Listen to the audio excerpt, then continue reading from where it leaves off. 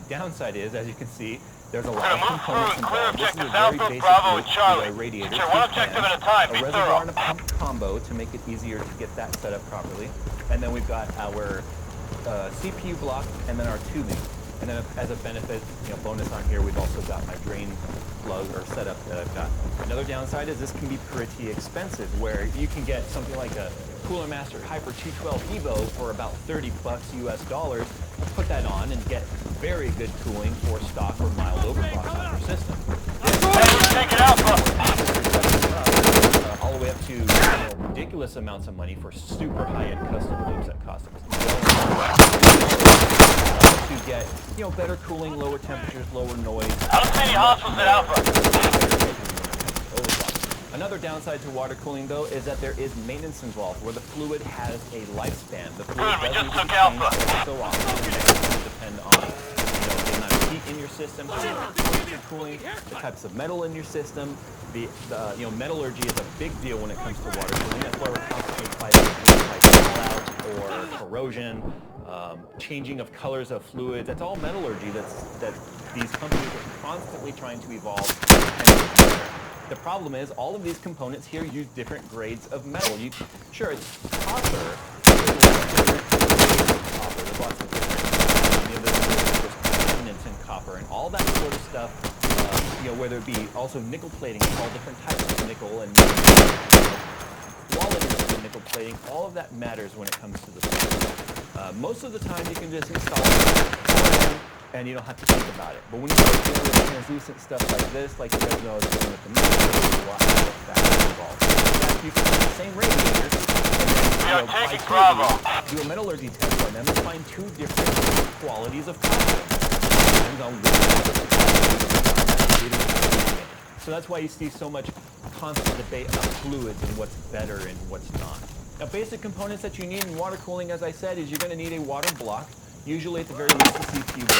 You're going to need your reservoir and your pump. Reservoirs are technically optional. You can just use a T-fitting and plug it and use a syringe to push all the fluid in there. And reservoirs just make things so much easier, and you can get them. I got no hostiles in Bravo. Depending on the type of reservoir you go with. Heat exchanger with your fans, your tubing, and your fittings. So all hostiles of that to the north! They do have complete kits that you can buy. New magazine! Everything in there. You take all the guesswork out of it. It either comes with the fluid or the concentration. Nice, we just took Bravo.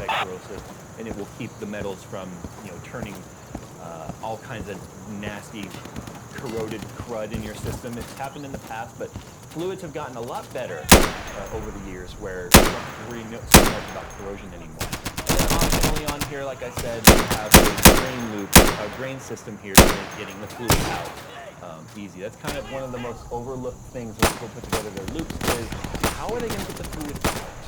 We'll do a video about that in the future, about the easiest ways to get fluid in and out of your systems. Another common question I see all the time is, am I going to ruin my system if I develop a leak? And the simple answer to that is, yes, you could ruin your system if you develop a leak. Obviously, it depends on where that leak is. Awesome Sauce Kyle, he had a leak. He was fortunate. It wasn't anywhere near any of his components. Skunkworks had one leak, and unfortunately, it was down in the bottom. Hey, we're taking Charlie. Supply and no other electronics. Okay, we got no hostiles at Charlie. But if you got a leak, let's say at your CPU block, down the block,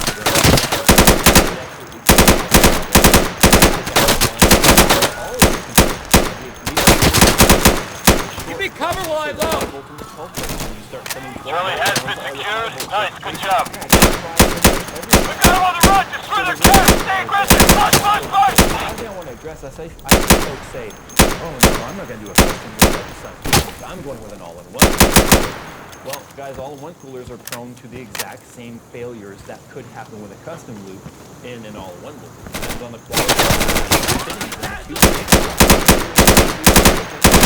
Keep in mind that a lot of these all-in-one cooling brands, they want to do it for the cheapest amount possible, simply because the affordability of an all-in-one cooling loop is what really makes it the incentive for newcomers to want to get into water cooling.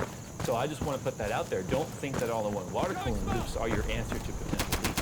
And that kind of leads me into the next thing, where folks will say, oh, I'm not too worried about it. I'm just going to put in a Hey, guys, cover me, loading!